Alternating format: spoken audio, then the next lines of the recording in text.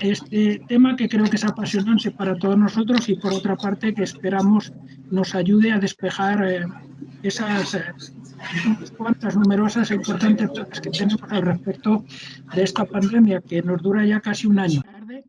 Y por mi parte nada más, que espero que tengamos ocasión de disfrutar esta tarde de esta ponencia y que tengamos oportunidad de repetirlas en próximas tardes. Cuando quieras, Fernando. Bueno, pues muchas gracias, Jesús. La verdad es que es de esas tardes es un auténtico placer, ¿no? El dedicar aquí estos 45 minutos o una horita como mucho, pues primero a ponernos al día, ¿no? Que es importante de una situación en la que estamos todos viviendo, de la cual somos de alguna forma también todos protagonistas, ¿no? Y de la cual pues queremos salir lo antes posible y bueno, pues se va prolongando en el tiempo, ¿no? Con lo que se genera de incertidumbre y de preocupación yo creo que en todos los hogares, ¿no? No solamente en España, sino en el resto del mundo. Bueno, a partir de aquí tenemos hoy la satisfacción de contar con una gran experta y a la vez amiga, ¿no? Es nuestra querida Ana Céspedes. Probablemente muchos de vosotros y de vosotras la conocéis con toda seguridad. Sobraría por completo la presentación que yo pueda hacer de ella o los 4 comentarios que pueda hacer de ella. Y yo creo que en definitiva, pues al final de la presentación, pues vamos a poder constatar, ¿no? Y a consolidar, pues todo el criterio que tenemos sobre ella. Ana Céspedes, ella es directora general de operaciones de IAB y luego también es miembro del comité científico asesor del Instituto ProPatiens. Ana, muchísimas gracias por estar con nosotros. La verdad es que es un auténtico placer que hayas hecho el esfuerzo. Además, desde la lejanía, ¿no? De la proximidad del corazón, pero de la lejanía en la distancia, ¿no? Medido en millas o en kilómetros, desde Nueva York. Estamos viendo esa vista maravillosa que comentábamos antes del comienzo, de ese Nueva York que luce hoy un cielo en ese sentido espléndido, ¿no? Bueno, Ana ha ocupado numerosos puestos de responsabilidad en consultoría en salud y en la industria de biotecnología y farmacéutica, no solamente en España, sino también en Europa y, bueno, como vemos en este momento, pues a nivel mundial, ¿no? Fundamentalmente ha desarrollado su actividad en las áreas de comunicación, de government affairs, de registro de medicamentos, de negociación de precios y de acceso a mercado, de marketing y estrategia y de dirección general. Con lo cual, pues fijaros yo no sé cómo le ha dado tiempo a hacer todas estas cosas, luego a lo mejor nos lo cuenta el secreto que tiene, pero la verdad es que su currículum es impresionante. O sea que simplemente destacar 4 cositas, ¿no? Luego, desde el punto de vista académico, bueno, pues ella es doctora en farmacia, magna cum laude y además premio extraordinario con la lectura de su estupenda y magnífica tesis doctoral. Máster en gestión de instituciones sanitarias, formada además en las áreas biomédicas por la London School of Economics, licenciada ejecutiva en dirección general por el IES, formada en Breakthrough Leadership por GAP Internacional y certificada además en innovación empresarial por el Instituto Tecnológico de Massachusetts, el MIT, ¿no? O sea, estamos hablando de los entornos pues, más relevantes y de referencia desde el punto de vista formativo y desde el punto de vista pues, de lo que es el desarrollo, ¿no? Y no solamente del presente, sino también del futuro. Bueno, en definitiva, Ana, reitero nuestro agradecimiento, en definitiva, por estar con nosotros. Aprovecho también para saludar no solamente a Jesús, sino también a Menchu Peña, que la tenemos con nosotros, nuestra presidenta del Steering Committee. Y, cómo no, pues a todos los que estáis participando en este webinar que hemos desarrollado con tantísima ilusión, pensando además que era el momento, ¿no? Porque hay tantas dudas relacionadas con el tema de la vacunación que yo creo que hoy, a partir de hoy, por lo menos los que estamos participando, vamos a tener bastante más claro en qué situación estamos y hacia dónde nos dirigimos. Así es que, como decimos en la radio, querida Ana, sin más dilación, te damos la palabra. Tienes el micrófono, tienes la cámara y tienes la presentación. Así es que cuando quieras, pues arrancamos. Luego dejaremos unos minutitos para que aquellos que están participando en el webinar pues puedan hacer sus preguntas, sus consultas, en fin, se puedan dirigir directamente. Muchas gracias, Ana. Muchas gracias a todos. Fenomenal, Fernando. Millones de gracias a todos. Fernando, Jesús, gracias por la invitación a este foro y a todos. Es un placer estar aquí con vosotros y me siento honrada de poder dedicar juntos esto, que no es una conferencia, sino es una conversación. Es una conversación entre personas, que todos somos, en este caso vamos a ser usuarios de vacunas y además con distintas patologías que todos tenemos, y estamos sometidos a una fuente de, yo lo llamo casi un océano de información sobre COVID. Es prácticamente imposible de navegar. Entonces, mi objetivo, y gracias Mónica por las diapositivas, mi objetivo, si pasamos a la siguiente diapositiva, es poder compartir este ratito con vosotros para, en la siguiente, Mónica, en los objetivos, para, en primer lugar, repasar, como decía Fernando, dónde estamos. O sea, en toda muchísima información que recibimos todos los días. ¿Dónde estamos en la pandemia? ¿Estamos al principio? ¿Estamos al final? ¿Dónde estamos? Y en segundo lugar, vamos a hacer obviamente vamos a hablar de vacunas, porque hay que hablar de vacunas, y voy a intentar resolver alguna de las dudas y voy a intentar aplicar una metodología que es, os voy a intentar contar lo que se sabe a día de hoy. Y se saben muchas cosas a día de hoy. Y os voy a dar también una idea de lo que no se sabe. Y eso no se sabe y no lo vamos a saber hasta que pase más tiempo. Entonces voy a intentar ayudaros a tener vuestra propia imagen de dónde estamos con el tema de vacunas. Y hay preguntas como ¿podemos confiar? ¿Cuándo tendré acceso? ¿Efectos adversos? Bueno, todas estas preguntas que todos tenemos, las tengo yo, las tienen mis amigos, y espero poder responderos a muchas de ellas, y si quedan algunas, pues podemos trabajarlas al final. Y habrá cosas que os diga, no lo sé, no se sabe, o no lo sé yo, o ni siquiera se sabe. Hay que esperar más tiempo porque estamos obviamente ante una nueva enfermedad. Entonces, si pasamos a la siguiente diapositiva, Mónica, la número 3. Aquí, fenomenal.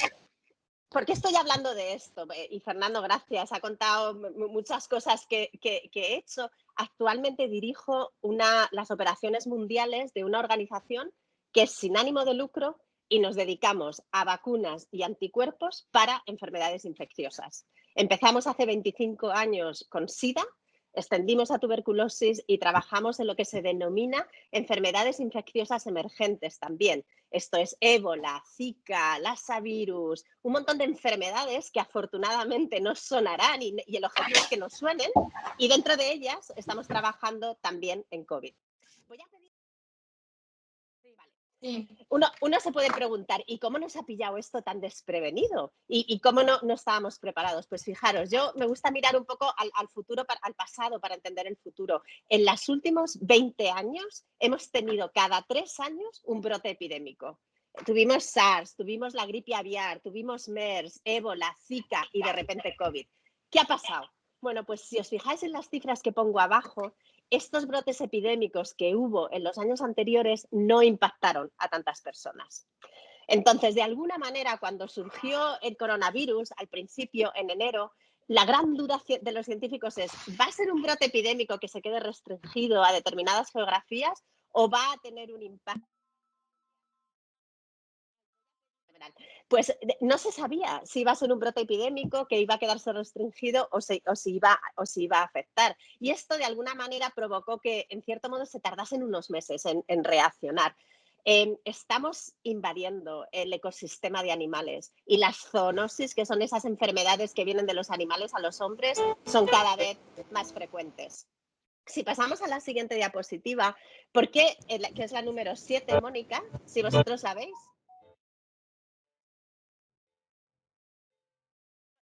A todos. ¿Qué ha pasado en esta pandemia? Porque es diferente. Bueno, pues no es como la gripe, que mucha gente al principio decía, es como la gripe. No, es muchísimo más contagiosa, ya lo sabemos, es muchísimo más mortal, aunque no es tan mortal como podría ser el SIDA, pero tiene unas condiciones específicas en el sentido de que, de alguna manera, se está extendiendo mucho más rápido de lo que nadie hubiera podido prever al principio, y de alguna manera los científicos afirman que se va a quedar con nosotros. Si pasamos a la siguiente diapositiva, a mí una cosa que seguro que os estoy contando cosas que todos sabéis, ¿no? La número 8 es esta enfermedad tiene unas caras muy diferentes y a mí me preocupa muchísimo cuando oigo a gente muy cerca a mí, incluso familiares, incluso mi propia familia cercana que dice, bueno, pero es que no es tan grave. Bueno, esta enfermedad tiene una cara asintomática,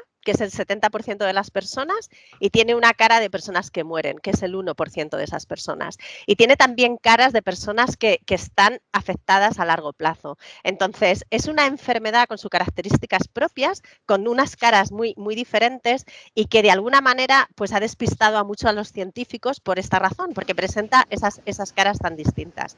Si pasamos a la siguiente diapositiva, Mónica, ya en España, a mí me gusta mucho comparar cómo de impactados están los distintos países, porque te ayuda a entender si esto está impactando a todo el mundo por igual. Pues España es el sexto país con mayor impacto a nivel mundial.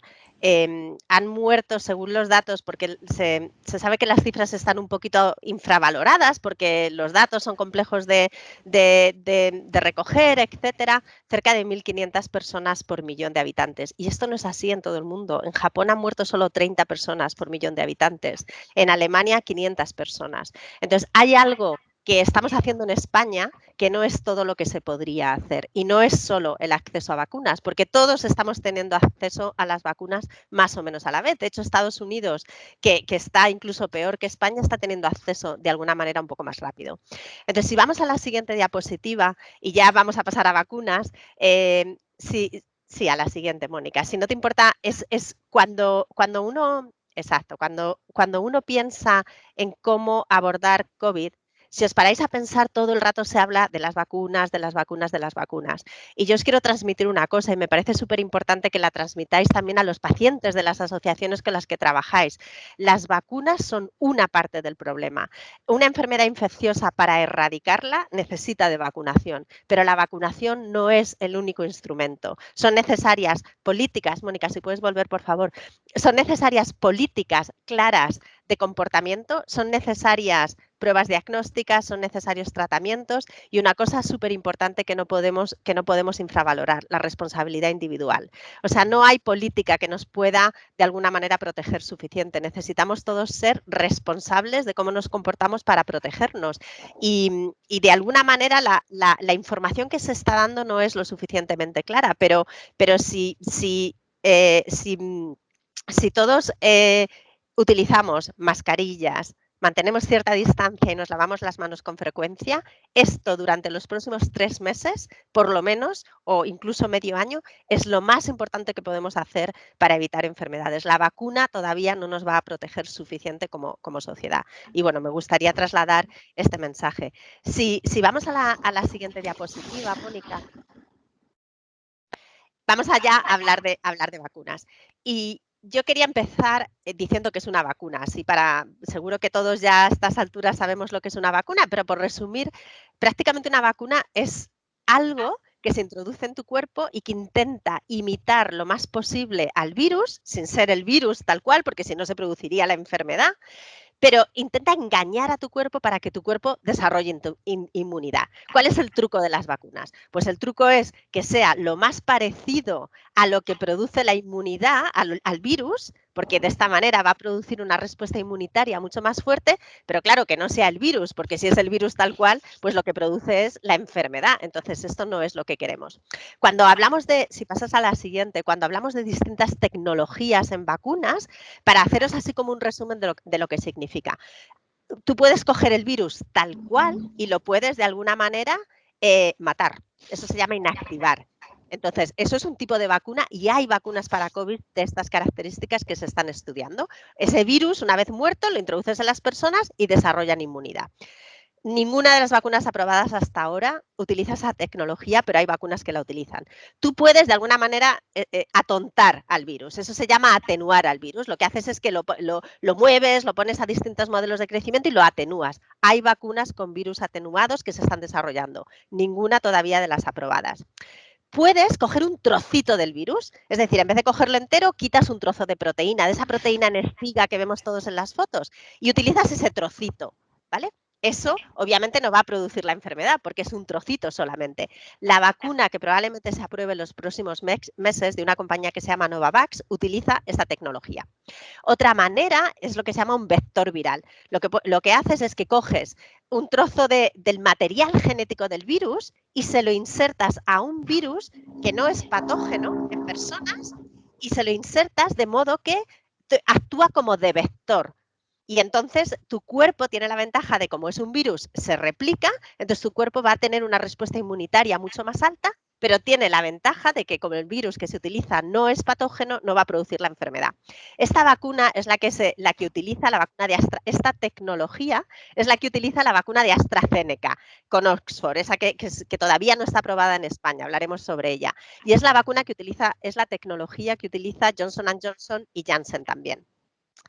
Otra tecnología que hasta ahora nunca se había conseguido utilizar con éxito es utilizar un trocito directamente del material genético. Es decir, lo que os decía antes era coger un trozo del material genético y meterlo en un vector, que es la de AstraZeneca y es la tecnología tradicional de vacunas de casi toda la vida. Hay muchísimas vacunas con esta tecnología.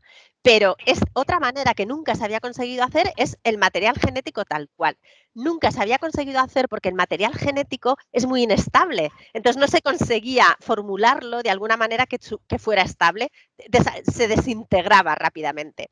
Esas vacunas, gracias a años de investigación, pues las tenemos ahora en el mercado y es la tecnología que ha utilizado la vacuna de Pfizer y la vacuna de Moderna, que es utilizar el material genético tal cual, en vez de utilizar un vector viral para insertarlo en el organismo.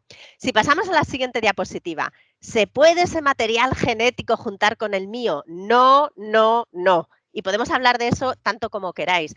El material genético de los virus se lleva introduciendo hace mucho tiempo. La diferencia es que no se hacía directamente porque no se había conseguido desde el punto de vista físico hacerlo. Y la tecnología que se ha conseguido desarrollar es como una pequeña bolita de lipoproteínas dentro de la cual se mete. Pero el material genético nunca se va a mezclar con nosotros. No hay que estar preocupados por eso. Si pasamos a la siguiente diapositiva, Mónica, hay... Sí, a la siguiente.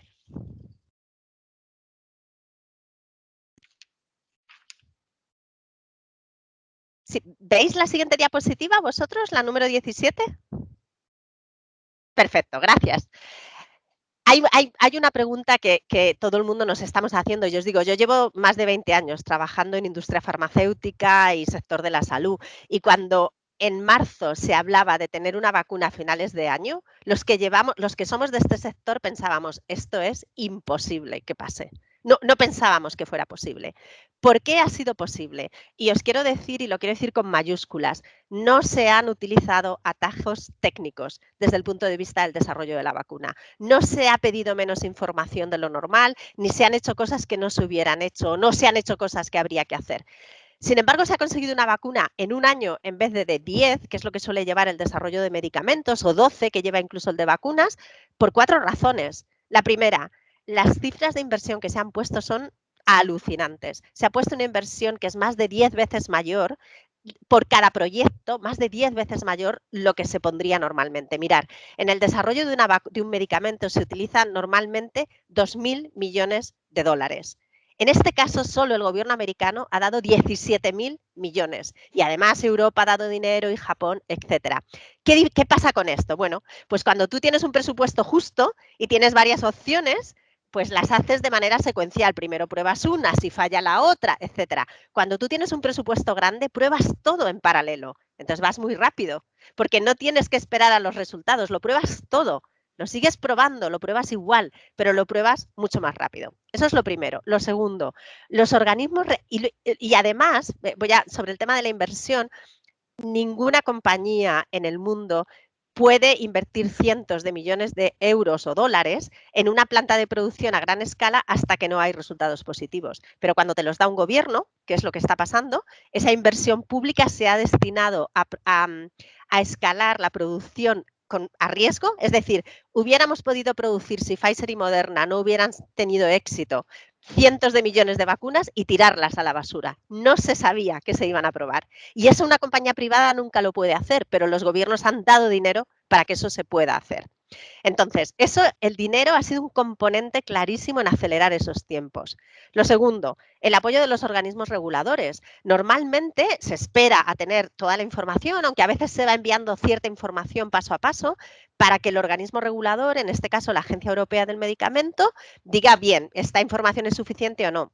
En este caso, en lugar de hacer eso, cada paquete de información que se tenía se compartía. Incluso se dialogaba con el organismo regulador si era suficiente, cómo conseguir información que era más relevante, cómo ampliar el estudio, cómo enfocarlo diferente. Es decir, se ha co-creado junto con los organismos reguladores el proceso necesario para tener los datos que eran necesarios. Esto ha requerido que los organismos reguladores no tengan navidades, no tengan Thanksgiving, no tengan nada de vacaciones, han trabajado 24 horas al día, los 7 días de la semana. Claro, esto lo puedes hacer en un momento de crisis, esto no se puede hacer normalmente. Y esto es lo que se ha hecho a nivel mundial. La gente que trabaja evaluando medicamentos no ha tenido un día de descanso para trabajar con las compañías farmacéuticas y co-desarrollarlo de manera conjunta. En tercer lugar, una de las cosas, y vosotros que conocéis el mundo de los pacientes, que lleva más tiempo, y os digo que a veces lleva 5 años, es el reclutamiento de pacientes para un ensayo clínico. Entonces, cuando tú estás desarrollando un medicamento, tienes que, y en concreto una vacuna, para saber si es eficaz, tú tienes la mitad de pacientes con placebo, la otra mitad con la vacuna, y tienes que ver cuántos pacientes en el brazo placebo desarrollan la enfermedad, cuántos pacientes en el brazo de la vacuna la desarrollan. ¿Qué pasa cuando estás en el medio de una pandemia? Bueno, pues que esos pacientes se reclutan súper rápido porque todo el mundo quiere formar parte de ese ensayo, había colas y por otro lado, desafortunadamente, los eventos, es decir, que se desarrolla la enfermedad, se producen rapidísimo. Es decir, lo que es un desarrollo clínico que en ocasiones lleva 3 años, se ha realizado en meses. Y finalmente, y os digo, yo he sido investigadora y he llorado mucho en el laboratorio porque lo hacías todo bien y te salía mal y no lo sabías por qué. Y es que la biología tiene sus reglas. Hemos tenido muchísima suerte de que la vacuna funcione. Podría haber pasado lo contrario. Y de hecho estamos viendo muchos proyectos ya y nosotros estamos involucrados en uno de ellos que no ha dado los resultados que esperaba y tenemos que buscar otra vía. Hemos tenido suerte de conseguir una vacuna 95% eficaz. Pues hemos tenido suerte. Es decir, todo esto, dentro de la malísima suerte que hemos tenido en este mundo de que esta pandemia pues afectase de esta manera tan radical, se han producido también eventos afortunados y gracias a eso hemos tenido una vacuna en un año. Y de verdad os debería quedar clarísimo que no hay atajos técnicos. Si pasamos a la siguiente, Mónica. Hay muchísimas vacunas en estudio. Mirad, esto lo sabéis, pero por recordároslo, cuando se hace el desarrollo de un medicamento está todo súper protocolizado y esos protocolos se han seguido, os digo, incluso más estrictamente que normalmente, porque estaba mucho en juego.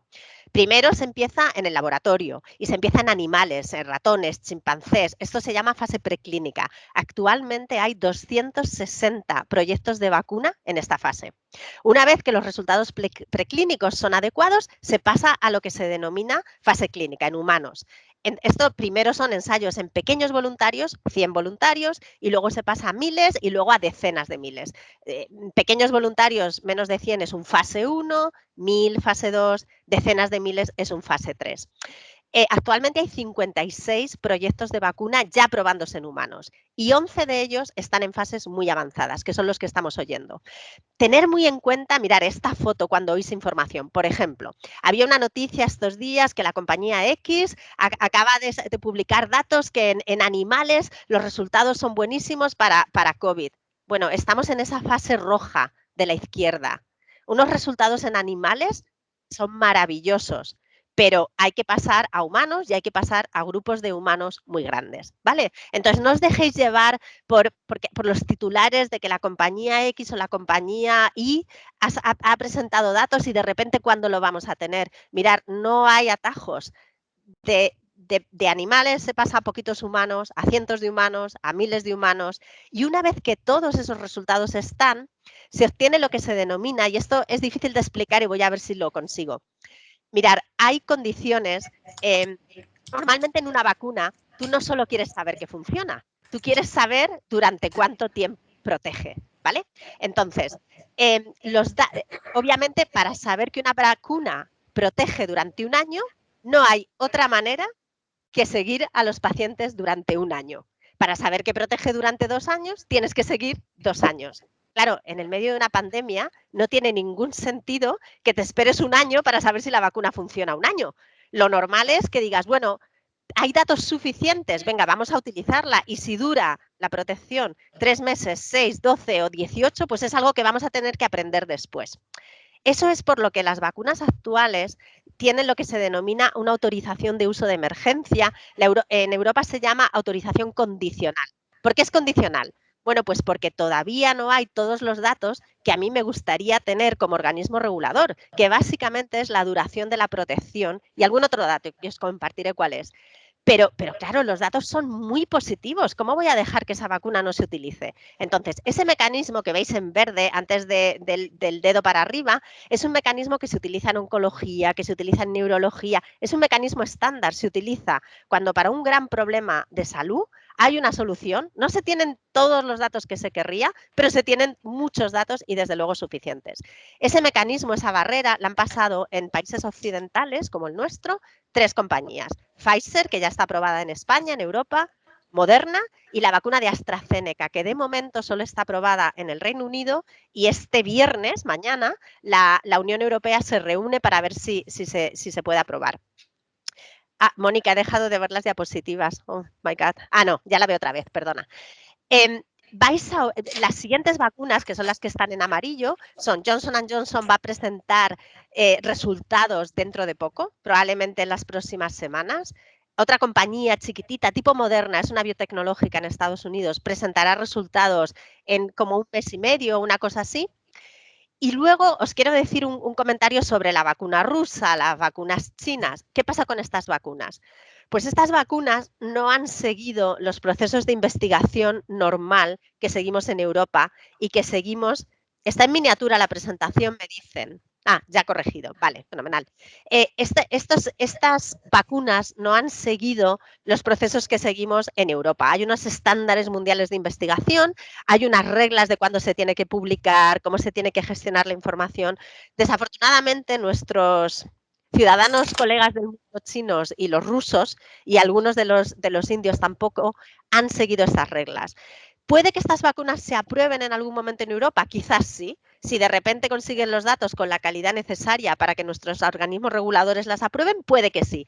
Y si se aprueban, pues querrá decir que son seguras y eficaces. Pero de momento todavía no están aprobadas en nuestros países. Estas vacunas, desafortunadamente, se están utilizando en otros países que todavía no pueden acceder a las vacunas a las vacunas de Pfizer y Moderna, y veremos por qué. Vale, mirar, ¿qué diferencias hay entre las 3 vacunas que hay aprobadas? La primera que se aprobó en Europa fue la de Pfizer. Yo os digo que teníamos en el mundo de la salud pública la boca abierta con los resultados que presentaron tanto Pfizer como Moderna. Se sabía que una vacuna con menos del 50% de eficacia, los organismos reguladores habían dicho que no era adecuada. Un 50% es una buena vacuna. Unos datos de eficacia del 95% son realmente alucinantes, no se me ocurre otra mejor palabra para decirlo.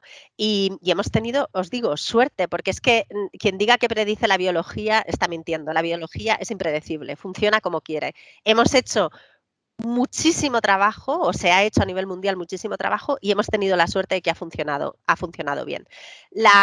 La vacuna de Pfizer está aprobada para pacientes que tengan más de 16 años y tiene un 95% de eficacia. Son 2 dosis separadas 3 semanas. Pfizer es una compañía más grande y tiene capacidad para producir más vacunas. De hecho, Pfizer puede producir hasta, inicialmente dijeron 1.300 millones de dosis, ahora están diciendo 2.000 millones. Ya es un poco relativo, no se sabe si lo van a poder cumplir.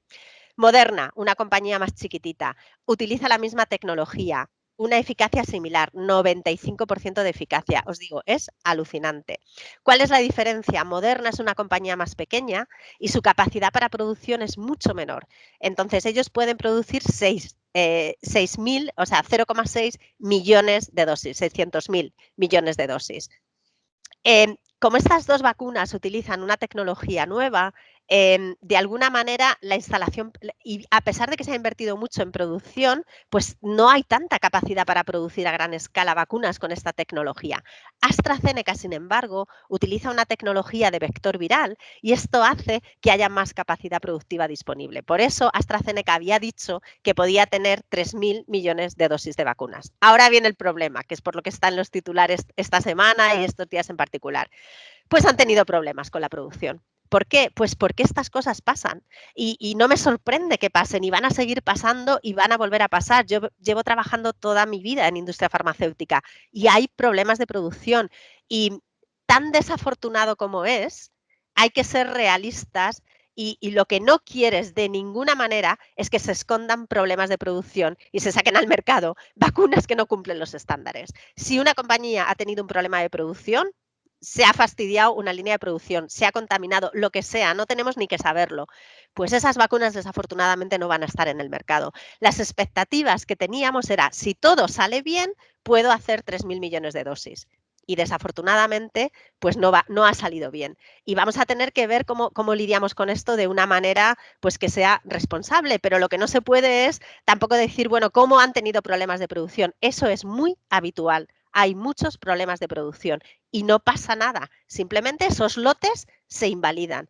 Pero, o la producción se enlentece, pero en este caso, claro, tiene consecuencias. Si vamos a la siguiente diapositiva, y yo creo que ya quedan poquitas, hay más vacunas que vienen. Vete a la siguiente, Mónica. Millones de gracias. Efectos adversos de estas vacunas. Hay mucha gente que pregunta, ¿son iguales? No, cada vacuna es diferente. Incluso que utilicen la misma tecnología, las vacunas son diferentes. Cada vacuna es única, tiene unas indicaciones, que en este caso la de Moderna está indicada a partir de los 18 años, la de Pfizer a partir de los 16. En la información de los medicamentos y las vacunas siempre se incluye lo que se denomina efectos adversos. Entonces, los efectos adversos, que aquí está todo muy chiquitito, pero os lo cuento un poco lo que significa, pueden ser desde muy pequeñitos, por ejemplo, dolor de cabeza, dolor articular, dolor muscular, cansancio, dolor de estómago, a problemas muy graves, como por ejemplo un shock anafiláctico. Claro, un shock anafiláctico es un tema muy severo. Lo que a ti te importa, si una vacuna tiene problemas leves, como dolor de cabeza, etcétera, esto es lo que se denomina en el mundo de las vacunas que se trata de una vacuna muy reactogénica. Es decir, son vacunas con una eficacia del 95%. Nuestro cuerpo está trabajando a tope y como está trabajando a tope, hay dolor de cabeza, dolor articular, dolor muscular, etcétera. Son efectos que se saben que van a pasar, que pasan en mucha población, que hay que estar preparado para ellos y que no tienen ningún problema, se solventan en 2 días como máximo. Y hay que estar preparado para eso, porque son muy reactogénicas. De alguna manera tu cuerpo está reaccionando muy intensamente y se produce en esto. Esto se conoce, se sabe y simplemente es una circunstancia que pasa con otras vacunas y desde luego con las de COVID. Si vamos a la siguiente diapositiva, Mónica, hay cosas que no se saben, que os decía. Y una de las que no se sabe, que es muy importante conocer, es la duración, a ver si lo intento explicar bien. Las vacunas se han estudiado para ver si te protegen de la enfermedad, pero no se han estudiado para ver si te protegen de la infección. Entonces, no sabemos si protegen de la infección. Es decir, sabemos que en el 95% de los casos la persona no desarrolla la enfermedad, pero no se ha estudiado porque se necesitaba hacer un desarrollo más rápido si la persona mantiene si la persona puede desarrollar infección viral. ¿Esto qué significa? Que aunque esté vacunado me puedo infectar y que aunque esté vacunado puedo transmitir la infección a otros. Por lo tanto, y como estamos llenos de virus por todas partes, porque hay una carga viral muy grande en este momento, tenemos que seguir usando mascarilla. Lo segundo que no se sabe y esto es súper importante, mirar, hay virus, los virus varían, todos mutan, son animales bastante listillos, o sea, se aprenden de nosotros, dicen, sí, tú me vas a engañar, no, yo voy a cambiar y me voy a hacer más resistente. Claro, hay virus que cambian muy rápido y otros que cambian más lento. El virus de la gripe cambia súper rápido, por eso la vacuna de la gripe se actualiza 2 veces al año. Se actualiza una vez para el hemisferio norte y otra para el hemisferio sur. pensábamos que COVID o el SARS-CoV-2, este virus, iba a ser un poquito más lento. ¿Qué ha pasado? Que con estas cifras de infección, el virus ha mutado más rápidamente de lo que se esperaba. Ya se sabe que hay variaciones, en concreto la del Reino Unido no preocupa mucho, pero preocupa mucho la de Sudáfrica. Se sabe que hay variaciones del virus que podrían disminuir de manera significativa la eficacia de las vacunas. Ahora bien, ¿se va a pasar de una eficacia del 95% al 0? No, no se va a pasar a eso. Las vacunas van a seguir siendo eficaces. ¿Se sabe si van a pasar del 95 al 70 al 50? No, no lo sabemos todavía. Esto es algo de lo que hay que saber. ¿Se sabe si va a hacer falta una tercera dosis de una vacuna actualizada a las nuevas características del virus? Probablemente sí. Todavía no se sabe, pero probablemente sí. Ahora bien, ¿es esto un problema? No, no es un problema, lo hacemos con la gripe todos los años. Lo que pasa es que, claro, todavía no nos hemos puesto al día con el virus actual y entonces que a la vez empiece el nuevo, pues es un poco más complicado. Pero no hay que alarmarse, simplemente hay que entender la situación. Y como os decía anteriormente, la otra cosa que no se sabe es cuánto dura la protección, ¿no? Si voy a estar protegido un año, no se sabe porque todavía no ha pasado el tiempo, pero lo sabremos, por supuesto. En cuanto a seguridad, trasladaros confianza. En el caso de choques anafilácticos, que seguro que habéis oído hablar de los choques anafilácticos con Pfizer, con Moderna, por cada 1.000.000 de habitantes se han producido 6 casos de choque anafiláctico, no ha muerto nadie, se han tratado con un Urbasón inmediatamente en los 15 minutos siguientes a la administración. Claro, es un efecto adverso muy grave y que ha surgido en personas que eran alérgicas, se cree, al polietilenglicol que se utiliza en la administración. Como os decía que el material se introduce dentro de una bolita, esa bolita tiene polietilenglicol, que se utiliza mucho en farmacología. Bueno, pues esa bolita el polietilenglicol produce reacciones alérgicas en algunas personas. Si soy alérgico, ¿me puedo vacunar? Sí, salvo que seas alérgico al PEG. Si soy inmunodeprimido, ¿me puedo vacunar? Sí, con estas vacunas, porque no utilizan el virus vivo, utilizan el material genético. Voy a seguir porque ya vamos regular de tiempo y tengo alguna información un poquito más y ya abrimos las preguntas, que veo que hay un montón. Mónica, ¿podemos pasar a la siguiente? Mirad, hay cosas que quiero que sepáis que se están diciendo. En el Reino Unido, que a veces creo que van un poco demasiado rápido en ciertas cosas, se está diciendo que, bueno, que a lo mejor se puede reducir la dosis porque así da para más vacunas, básicamente. Bueno, vamos a ver, esto es habitual, es muy habitual que se saca un medicamento con una dosis y luego se ve que la mitad de la dosis sigue siendo eficaz, pero sinceramente estamos ya probando cosas, vamos a esperar a probar más para cuando tengamos más información. Hay otros países que están pensando, bueno, pues como no tenemos suficiente dosis de Pfizer, vamos a poner a todo el mundo la primera dosis de la vacuna de Pfizer y la segunda se la ponemos de la siguiente que se apruebe. Mirad, esto es muy peligroso y a mí me alegra mucho que la Agencia Europea del Medicamento no lo haya autorizado. Podría ser, claro, las vacunas se mezclan y podría ser que esto se haga así, pero de momento, como estamos en una situación de que todavía todo es muy preliminar, como dicen en mi tierra, los experimentos con gaseosa, de momento se acaban de aprobar las vacunas en unas condiciones y lo que se tienen es que utilizar en esas condiciones. La misma vacuna, primera dosis y segunda dosis, y separadas 3 semanas o 4 semanas en función de lo que se pone en las autoridades reguladoras han dicho. No hay que extender la duración como quieren hacer en el Reino Unido, no hay que mezclar vacunas. ¿Se podrá hacer en el futuro? Quizás sí, pero este no es el momento de hacerlo. Si seguimos pasando. Este yo creo que ya es casi lo último de lo que vamos a hablar, que es el número de dosis. A ver, mirar, una de las cosas que te enseñan en farmacia es que cualquier medicamento se aprueba en base a seguridad, calidad y eficacia. Seguridad, eficacia, está claro. Calidad quiere decir que cuando un medicamento se produce de acuerdo a unos estándares y, de hecho, no solo te revisan los organismos reguladores la información de seguridad, de eficacia, etcétera, te revisan dónde lo vas a producir, qué protocolos vas a utilizar, qué materiales, qué procedimientos, quién los aprueba. Es decir, la información desde el punto de vista de producción que se somete, sobre todo en el caso de este tipo de productos que son productos de ingeniería, son de biotecnología, la información es muy detallada. No todo el mundo puede fabricar ese producto. Con el tiempo tú puedes hacer lo que se llama transferencia de tecnología y se está haciendo ya. Las compañías como Pfizer están haciendo acuerdos con otras compañías farmacéuticas para utilizar su capacidad productiva, pero todavía no hemos llegado ahí. Es por eso que el número de dosis es limitada. Mirar, en el caso de la gripe, que es la campaña de vacunación más masiva que hay, se utilizan 500 millones de dosis al año. 500 millones. Las necesidades de vacunas para COVID son de 15.000 millones. Estamos hablando de 30 veces más de necesidad. Es normal que no haya vacunas para todos. Entonces, ¿qué ha pasado? Pues determinados países, y además esto ha sido un mecanismo para conseguir financiación, lo que hicieron con las compañías farmacéuticas es, oye, mira, las compañías farmacéuticas estaban en fases muy iniciales de investigación y lo que se hizo fue, yo voy a hacer un acuerdo contigo, esto se llama compra avanzada, y si tienes resultados positivos, te voy a ofrecer este dinero por este número de dosis.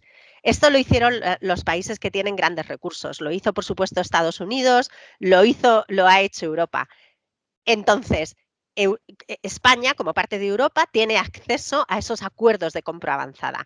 En el caso de Moderna, se compraron, a España le corresponden 8 millones de dosis. En el caso de Pfizer, 20 millones de dosis. Cuando se apruebe la vacuna de AstraZeneca, que como os decía, AstraZeneca tenía una producción total de 3.000 millones. Era la más... no sabemos lo que va a poder producir ahora. A España le correspondían 30 millones. ¿Qué pasa? Sumad 8 millones de dosis de Moderna, son 4 millones de españoles, 20 de Pfizer, ya llevamos 10 millones, y 30 de AstraZeneca, en el mejor de los casos, que se apruebe y que mantenga las expectativas de producción, que ya se sabe que no van a ser. AstraZeneca ha dicho que va a producir un 60% menos. No tenemos todavía dosis de vacuna suficiente para vacunar a la población española. Y tampoco hay dosis de vacuna suficiente para vacunar a la población norteamericana, aunque Estados Unidos compró mucho más. ¿Qué pasa?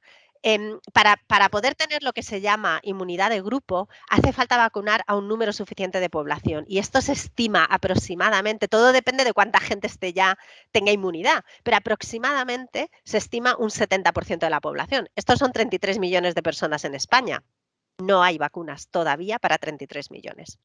Si pasamos a la siguiente, y ya lo voy a dejar ahí, no solo la vacunación va despacio, no solo va despacio en España, dale a todo, Mónica, que está animada, va despacio en muchos países. Hay países como Israel que han espabilado mucho y que han ido muy rápido. En España se están vacunando 250.000, se están poniendo 250.000 dosis a la semana y estamos hablando de que hace falta 30 millones de españoles vacunados para inmunidad de grupo, que son 60 millones de dosis. Hacer las cuentas, dividir 60 millones entre el número de semanas y calcular si estamos, o entre el número de dosis que se están poniendo por semana y calcular cuántas semanas vamos a vacunar. Vamos a tardar en vacunar a la población española si no nos vamos más rápido y suponiendo que hay vacunas suficientes. Mi expectativa es que desde luego antes del verano la población española no va a tener una vacunación del 70%. Puede que para octubre es muy, muy previsible que la vacuna de Johnson & Johnson se apruebe. Nada es 100% cierto, pero es muy previsible. La vacuna de Johnson & Johnson solo requiere una dosis. Eso es una gran ventaja. Es muy previsible que se apruebe la vacuna de Novavax, es decir, que vamos a tener 5 vacunas aprobadas y con 5 vacunas aprobadas para el otoño es probable que tengamos unas cifras cercanas si vacunamos 10 veces más rápido de lo que estamos vacunando. Es decir, vacunar de 8 a 3 en el centro de salud solo no va a funcionar. Hay que hacer campañas de vacunación en parkings, supermercados, iglesias, donde sea, como lo están haciendo otros países. Si pasamos a la siguiente diapositiva, y esta ya sí que es la última, yo os quiero desde Ayavi, porque esta sí que toca mucho mi corazón y a lo que nosotros nos dedicamos. Mirar, sé que a todos nos preocupa mucho cuándo se va a vacunar mi hija, mi prima, yo misma y mi madre, porque obviamente es nuestra familia cercana. Pero estamos hablando de una enfermedad mundial. Si todos los países no tienen unos ciertos niveles de vacunación, vamos a tener un avión que llega del país X y que produce otro brote epidémico en España, o en Italia, o donde sea. hay estudios que demuestran que si de alguna manera tuviéramos una visión global del mundo y dijéramos, venga, en vez de decir qué grupos de riesgo, cómo vacuno en mi país, vamos a ver toda la producción mundial de vacunas. ¿Sabéis cuánto es? 7.500 millones de vacunas se han comprado de manera anticipada. Esto da para la mitad de la población de momento. Entonces, imaginaos que las dividimos de manera equitativa. Podríamos salvar el 60% de las muertes. Como las estamos dividiendo por aquellos países que han comprado más y un 14% de la población mundial ha comprado el 50% de las vacunas, pues salvaremos el 33% de las vidas. ¿Qué vidas se van a perder? Las de África, las de siempre, Latinoamérica, países subdesarrollados. Tenemos suerte de vivir en España, pero esto es por lo que yo trabajo todos los días, para intentar que otra gente que está en otros sitios pues pueda acceder. Y voy a parar aquí porque sé que he dejado solo 9 minutos, Jesús, pero con la logística no da tiempo a más. Y si os parece, abrimos el turno de preguntas, que hay muchas, y no sé si me las queréis decir a lo mejor, Fernando, y las voy contestando, o cómo queréis hacer. Sí, bueno, pues no, lo primero darte las gracias, ¿no? Por el esfuerzo, por los datos, por la claridad y sobre todo por hilvanar la verdad es que una ponencia pues sumamente interesante que daría para muchísimo más, no solamente para el momento que hemos tenido, pero la verdad es que la hemos disfrutado. No me quiero enrollar porque hay en este momento como 12 preguntas, por lo tanto vamos a intentar contestarles a todos, Ana, si te parece. ¿Sí? Por lo tanto, y si no, contestamos por email después. ¿Vale? Perfecto. Me parece muy bien. Mira, José Antonio nos pregunta, ¿es lógico que las personas mayores de 65 años y con diabetes estén en cuarto lugar para la administración de la vacuna siendo personas de alto riesgo? Pregunta tu opinión. Sí, vamos a ver, este debate de las personas con patologías con una cierta edad, se ha priorizado personas a partir de 70 años, pues es una respuesta muy difícil de responder. Esas personas tienen menos riesgo de morir que una persona que está en una residencia de ancianos o una persona dependiente total, pero efectivamente tiene un gran riesgo. Y van a ser los siguientes. Muy bien, perfecto. Pues nada, pues mira, ahora es Eva, ¿no? La que tiene pues una duda y dice, ¿qué pasaría si una persona que se le inyecta la primera dosis de vacuna y se contagia, si esa primera dosis seguiría siendo válida? Qué buena pregunta. Vamos a ver, la primera dosis protege, te hace desarrollar, olvidar lo de proteger. La primera dosis te hace desarrollar anticuerpos, pero no te protege suficiente, con lo cual te podrías infectar. No sé cuál es el protocolo de vacunación en ese caso, si estás ya infectado. Entiendo que se suspendería la vacunación, pero no sé cómo lo harían. Mira, lo voy a revisar y voy a volver a ti porque no he leído este caso, pero seguro que se ha producido. Porque la vacuna solo te protege 7 días después de la segunda dosis, con lo cual en teoría se podría producir, pero si os soy sincera no he leído que se haya producido y cómo lo han resuelto. Así que no me atrevo a contestarlo. Muchas gracias, Ana. Maite nos pregunta por el futuro, ¿no? Por el futuro, además de las vacunas españolas, ¿no? En concreto está hablando de la del Consejo Superior de Investigaciones Científicas o la que está también investigando la Universidad de Santiago de Compostela. Tú has dicho, existe una carrera con el tema de las vacunas, diferentes posibilidades, pero España también está ahí. ¿Cómo lo ves? Hacen falta muchos proyectos. Mirar, no es ideal que sean 2 dosis, queremos una. No es ideal, nos encantaría una vacuna que fuese oral o una vacuna que fuese intranasal, ¿no? Aspirada. O hay muchas, no sabemos la duración de la protección. Imaginaos que estas vacunas, la ventaja de la tecnología del ADN es que es muy rápida, porque no tienes que hacer crecer el virus o el trocito del virus. Entonces, claro, es muy rápida. Pero, ¿y si la duración de la protección fuese menor y otras vacunas que vienen más tarde, de segunda generación, protegiesen más? Hace falta seguir investigando. La dificultad es, se está destinando tantísimo dinero a estas primeras vacunas que las siguientes vacunas van a tener más difícil la financiación. Y, de hecho, esto lo hemos visto en tratamientos. Los tratamientos están teniendo tan poca financiación que por eso no vemos casi cosas de tratamientos. Muy bien, Ana. Sería bueno la frase esa de que la suma de todos, en definitiva, es lo que aporta valor, ¿no? A combatir la infección y la pandemia que tantas ganas tenemos, ¿no? De que termine. Bueno, Fuensanta nos pregunta algo que la verdad es que yo no lo había escuchado, pero tú seguro que estás en ello. ¿Por qué se habla de la vacuna soberana? Fíjate, no, yo no he oído eso tampoco, Fuensanta. No sé, no será, quizás, a lo mejor en España lo han traducido de una manera diferente. En Estados Unidos se habla de la vacuna esterilizante. ¿Es eso a lo que quizás te refieres? A lo mejor, probablemente. Mirar, te lo voy a explicar porque creo que vas en esa dirección. La vacuna ideal, que la llaman esterilizante, a mí me parece ese nombre es horrible y probablemente la han traducido al español en soberana, es aquella que te protege no solo de la enfermedad, sino te protege de la infección. Es decir, es tan buena, que el virus no se puede ni acercar a ti. Es decir, con la vacuna normal el virus se puede acercar, pero no te va a hacer daño. Es decir, no, la vacuna es una vacuna cubana, no he oído ni de ella, ni idea. O sea, yo he oído de la vacuna esterilizante, de la protección esterilizante, no he oído nada de la vacuna cubana aquí en Estados Unidos, pero ya sabéis que no se habla mucho de Cuba aquí. O sea, que a lo mejor me lo he perdido. Muy Lo bien, Ana, miraré, pues, ya me has despertado la curiosidad. Si se lo mandas a Jesús, le echaré un vistazo ya por curiosidad, pero no he oído nada. bueno, yo creo que Ana, yo creo que nos ha despertado la curiosidad a todos, con lo cual vamos a ver, Sí. vamos a ver qué resultado, ¿no? O por lo menos cuáles son la información y los datos acerca de esta posible vacuna. Carmen, desde la Asociación Española del Síndrome de Sjögren, nos pregunta, o te pregunta, mejor dicho, ¿hay datos específicos sobre vacunación en personas con enfermedades Sjögren? No hay.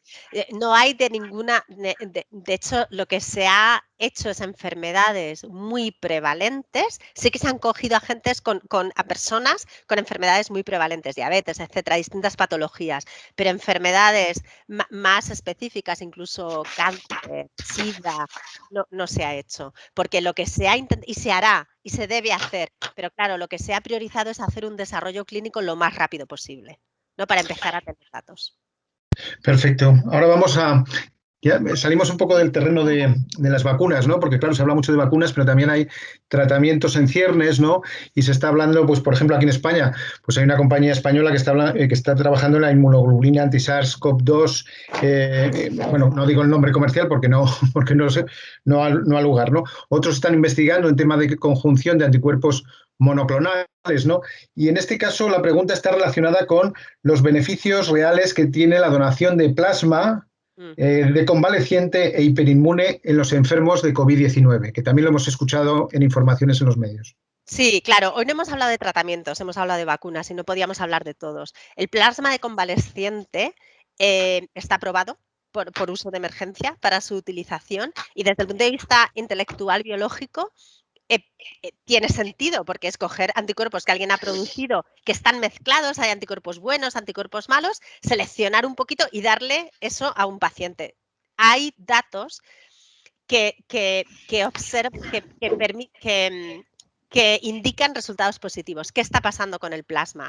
Que desafortunadamente se ha utilizado no en un ensayo clínico controlado. Entonces, ¿qué pasa cuando no haces las cosas en un ensayo clínico? Que los resultados son contradictorios, que los datos no son sólidos, etcétera. Entonces, hay mucho debate en cuanto al plasma. Hay datos positivos muy similares a lo que os voy a contar que son los anticuerpos monoclonales, que es la versión optimizada del plasma. Hay resultados positivos, no son suficientemente sólidos, no se ha puesto suficientes recursos en hacer ensayos clínicos y los datos son regulares pero con indicios positivos y está aprobado para su utilización en Europa y en Estados Unidos. Una versión mejorada del plasma de donante es que tú coges de muchísimos donantes, analizas miles de anticuerpos y seleccionas los más neutralizantes, es decir, aquellos que neutralizan el virus mejor, porque no todos los anticuerpos neutralizan el virus. Hay algunos que lo tocan, pero otros lo neutralizan y tú quieres los que neutralizan. Coges esos anticuerpos y los produces a gran escala. Esto es lo que se denomina anticuerpos monoclonales para COVID y los tienen aprobados dos compañías. Una es Lilly y otra es una compañía americana que se llama Regeneron y se están utilizando. ¿Qué se sabe?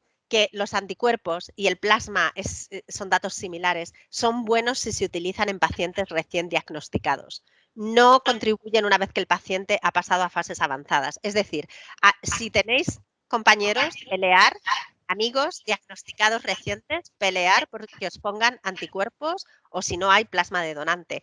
Porque eso solo se puede poner en las fases iniciales y ayudan a que pases a fases más graves. Si estás en fase más grave, ya no están indicados. Muy bien, Ana, la verdad es que da gusto. Nos quedan como 5 o 6 preguntitas así rápidamente. Yo creo que podemos abordarlas. Sí que nos pide Elena que por favor pongamos la última diapositiva. Así es que, Mónica, si haces el favor, pues te lo agradecemos, ¿no? Y entre tanto, pues la pregunta que nos hace Margarita Alfonsel, que conoces perfectamente. Hola, Margarita, ¿qué tal? Buenas tardes. Hola, Un placer. ¿qué tal? Un placer también tenerte aquí con nosotros. Y te pregunta, ¿se tiene información sobre el efecto de la COVID sobre embarazadas y también sobre los posibles daños al feto? Un tema muy interesante. Perdona, que me refería, está mal formulada porque me refería a la vacuna, perdona. A la vacuna, claro. Pues Imaginaba, mira, sí. Sí, hay un debate interesantísimo en esto, Marga, como bien sabrás, y es, no se han incluido mujeres embarazadas, tampoco niños, en los programas de desarrollo clínico de la vacuna. Esto es normal, porque obviamente estas poblaciones te las dejas para luego, porque son poblaciones más especiales. Hay personas embarazadas que están reclamando, ya sabéis que en Estados Unidos todo se legaliza muchísimo, enfermeras embarazadas que quieren la vacuna para protegerse y se están poniendo las vacunas y no hay ningún resultado negativo, pero dentro del ensayo clínico no se han utilizado. De acuerdo. Muy bien, muchas gracias, Ana. Continuamos, ya tenemos muy poquito tiempo, tampoco queremos abusar demasiado del tiempo tuyo, ¿no? Y de tu agenda, que está también, pues eso siempre repleta. José Antonio nos pregunta, ¿una persona con diabetes mayor de 65 años y con alergia asmática a las gramíneas, ¿se podría poner la vacuna? Sí. Correcto. Las alergias normales no pasa nada, Sí. y la diabetes, desde luego, es un factor de riesgo y además esas poblaciones se están priorizando en la vacuna. No hay nada que indique que no. Muy bien, pues ahora es Carmen, ¿no?, la que se preocupa por el entorno sanitario, por los profesionales, y habla de los sanitarios vacunados, ¿no?, que ya sabes que estamos en todos los países con este tema, ¿no? Dice así, exactamente, los sanitarios vacunados de la primera dosis y se contagian entre la primera y la segunda dosis, ¿se deben vacunar en fecha de la segunda dosis? Un tema muy específico. Claro, esta es la misma pregunta que ha hecho antes una compañera, exacto. donde os decía que lo voy a mirar, porque es que no he visto ese caso. Entonces, no sé cuál es la recomendación. Y yo, a ver, yo no soy quiero decir que yo todo lo que os estoy contando es datos publicados y me gusta basarme en evidencia. No tengo evidencia de esto, no, lo voy a mirar y os lo digo, porque por mí misma no he visto ese caso. Vale. Todavía. Ana, desde la Liga Reumatológica Española, nos pregunta si hay ensayos clínicos de la vacuna en menores de 16 años en marcha. Y también, aprovecho ya para unirla, si los pacientes inmunodeprimidos tienen la misma respuesta inmunológica con las vacunas. O sea, inmunodeprimidos buenas preguntas, sí. Y menores de 16 años. Los pacientes inmunodeprimidos van a tener una respuesta inmunitaria peor, porque su sistema inmunitario, pero las vacunas de vectores virales no están aconsejadas en pacientes inmunodeprimidos. La grandísima ventaja que tenemos con estas vacunas de ADN, o de ARN en este caso, es que los pacientes inmunodeprimidos las van a poder utilizar. Y la otra, perdóname, Fernando, ¿cuál era la primera pregunta? Sí, es ensayos clínicos en menores de 16 años en marcha. Pfizer incluyó Pfizer y Moderna han incluido población menor de 16. Pfizer incluyó entre 16 y 18, pero menor de 16 no. Se están iniciando estos estudios y ¿sabéis lo que está pasando? Que no se consiguen captar pacientes. Entonces, hay una grandísima campaña aquí en Estados Unidos en marcha para convencer a adolescentes que se enrolen en los ensayos clínicos, porque si no, no vamos a tener datos. ¿Por qué necesitas esos datos? Porque, mirar, el sistema inmunitario está bastante asociado a la edad y, de hecho, no hemos hablado mucho de esto, pero la vacuna de AstraZeneca, los datos en población muy mayor no son tan buenos como en población de edad entre menos de 65 años, ¿no? Entonces, el sistema inmunológico tiene una cosa que se llama inmunosenescencia, que con los años se hace peor, como muchas cosas, ¿no?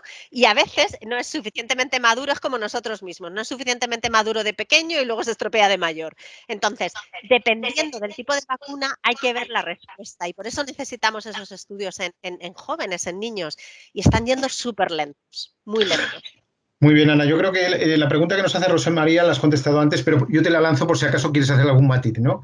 Habla nuevamente de los pacientes inmunodeprimidos que están tomando en este caso un tratamiento inmunosupresor, si tendrían la misma respuesta inmunológica con las vacunas. Creo que está contestada, pero no sé si quieres hacer algo. No tendrían la misma respuesta, pero las vacunas de Pfizer y Moderna están indicadas. No todas las vacunas están indicadas. Estas sí. Perfecto. Y Eva nos hace la siguiente cuestión, o te hace la siguiente cuestión. ¿Las personas que han superado la infección COVID-19 y tienen anticuerpos, ¿se deben vacunar? Es una buena pregunta. Sí que se deben vacunar porque se sabe. Lo que pasa es que dentro de las prioridades hay también muchísimo debate ético si esas personas deberían ser las últimas en la lista, ¿no? Porque, joder, ya tienes, perdón por la palabra, ya tienes una cierta protección. Ya tienes una cierta protección. Entonces sí se deben vacunar porque se sabe que en el caso de COVID la respuesta inmunitaria a una vacuna es más fuerte que el paso de la enfermedad. Tienes una protección más alta. Entonces se quiere que las personas, a pesar de que hayan pasado, se vacunen. Ahora bien, ¿deberían ser los primeros en la lista? Pues quizás no. Correcto. Desde la Federación Española de Donantes de Sangre insisten en el tema de la donación de plasma convaleciente o hiperinmune en pacientes graves de COVID, que yo creo que ya está contestado con lo que has dicho antes, a no ser que quieras apuntar algo más, ¿no? Y si no, vamos a la pregunta de José Luis Vaquero, del Foro Español de Pacientes. Querido José Luis, te aprovecho también para darte las buenas tardes como a todos. Y pregunta, si no deja de ser una zoonosis, ¿puede pasarle la infección a un animal en Europa e ir mutando en él, además de en el propio ser humano? Qué buena es una buena cuestión, muy buena pregunta. Esto está pasando, mirar. Bueno, todas son muy buenas preguntas, cuidado. Sí, no, claro, todas, es verdad. No hay favoritismos aquí. Sí, de hecho está el virus pasándose también en animales. Aquí ha habido un caso esta semana de un gorila en el zoo que le están tratando con anticuerpos para COVID. Igual que trataron al presidente, yo no sé la similitud, pero bueno. Por otro lado, no sé si habéis leído los casos en Dinamarca del bisón, el bisón que se utiliza para abrigos de piel. Bueno, pues hubo un caso de bisones que se mutó el virus de tal manera que se mató a toda la población de bisones de Dinamarca, que es el principal productor mundial. Sí, y preocupa que esas mutaciones tengan unas características que las hagan más patogénicas en humanos. Perfecto, pues ahora también es una pregunta... Ya, solo por comentar, ¿y sabéis lo último que se está diciendo? Que esto ya es muy americano, pero que perros y gatos, o sea, animales domésticos, quizás puedan necesitar una vacuna de COVID. Anda, eso sí que no lo había escuchado. Sí, esto es relativamente reciente, se están empezando a evaluar esa necesidad. Muy bien, Ana.